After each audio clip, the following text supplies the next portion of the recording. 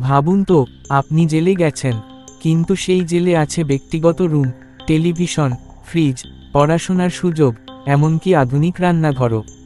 শুনতে অবিশ্বাস্য লাগলেও পৃথিবীতে এমন একটি কারাগার সত্যিই আছে। অনেকের মতে বিশ্বের সবচেয়ে বিলাসবহুল কারাগারগুলোর মধ্যে অন্যতম হল নরওয়ের হ্যালডেন প্রিসন। এই কারাগারটি বাইরে থেকে দেখলে সাধারণ কোনো আধুনিক ক্যাম্পাসের মতো মনে হয়। এখানে বন্দীদের জন্য রয়েছে আরামদায়ক কক্ষ, বড় জানালা, ব্যক্তিগত ডেস্ক এবং টেলিভিশন। অনেক কক্ষে আলাদা বাথরুমও রয়েছে। সবচেয়ে অবাক করার বিষয় হল, কারারক্ষীরা বন্দীদের সঙ্গে শত্রুর মতো নয়, বরং বন্ধুর মতো আচরণ করেন। তাদের বিশ্বাস, একজন মানুষকে শুধুমাত্র শাস্তি দিলেই সে ভালো হয়ে যায় না, তাকে সমাজে ফিরে যাওয়ার জন্য প্রস্তুত করতে হয়।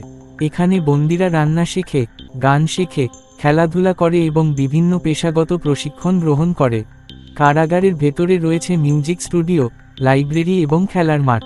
এ কারণে অনেকেই মজা করে বলেন, এটা জেল নয়, যেন একটি ছোট্ট কলেজ ক্যাম্পাস।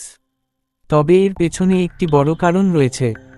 নরওয়ের লক্ষ্য হল বন্দীদের এমনভাবে পরিবর্তন করা, যাতে তারা মুক্তি পাওয়ার পর আবার অপরাধের জগতে ফিরে না যায়।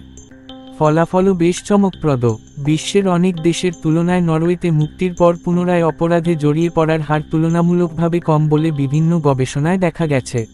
তাহলে প্রশ্ন হল, আপনি কি মনে করেন, অপরাধীদের কঠোর শাস্তি দেওয়া উচিত, নাকি তাদের পরিবর্তনের সুযোগ দেওয়া উচিত? কমেন্টে আপনার মতামত জানান।